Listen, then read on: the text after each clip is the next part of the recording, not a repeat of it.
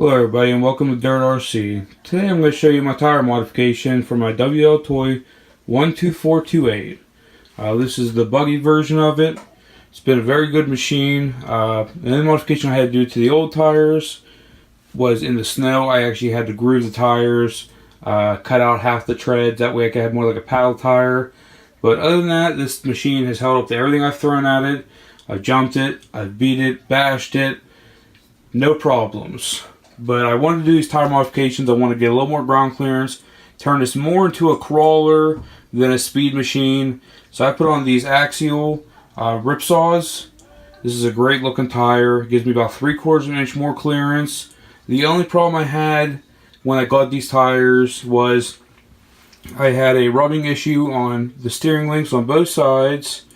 So what I had to do is I had to buy the 25mm tire spacer, and the pin that holds them on was too big for the Wltoys axle.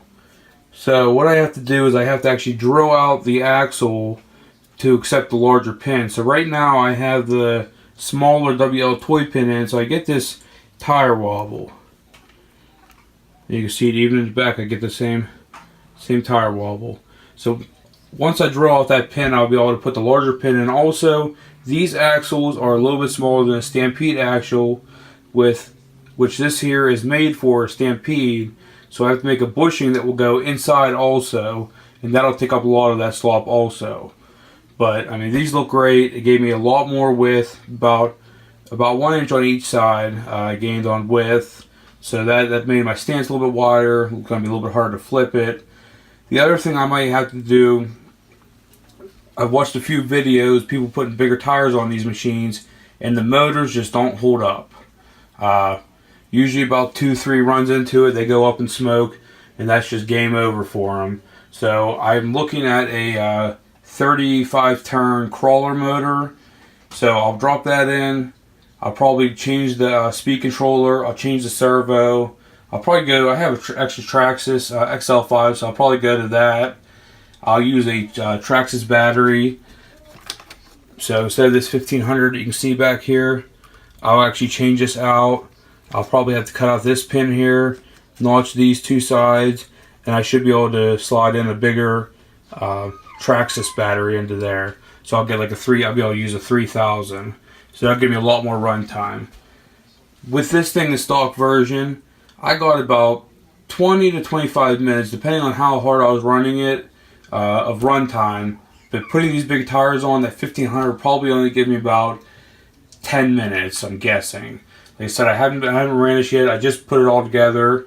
I don't want to run it with the slop in the axle until I do get that fixed, because that's just going to wear it's going to wear the spacer out, it's going to bend an axle. I want to get that as tight as possible. That way I have no wiggle when I jump it or fall off, it lands on the wheels. I don't want to bend an axle.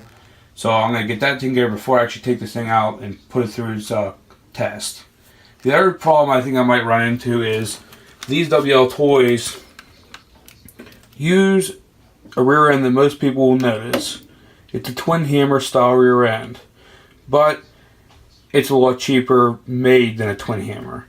So these axles, the plastic gears go out very quickly, which this one has.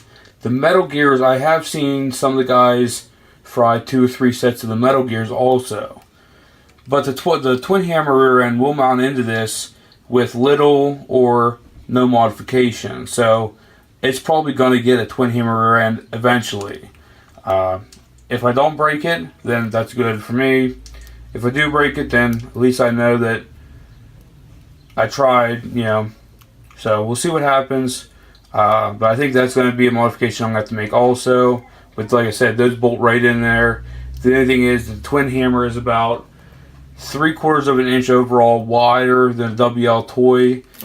So I'll have a little bit wider track in the rear than I do in the front. But that won't be no issue to me. I won't mind that. It'll probably be better for crawling anyway. Give me a little, even more wider of a track. But like I said, this machine here, when it was in its stock form, I haven't had any issues. I haven't broken any of these little parts like I thought I was. You know, jumping this thing, I thought, you know, I'd snap a C channel here, or I'd break an A arm, or I haven't broken anything yet. So with these bigger tires, we're going to see what happens.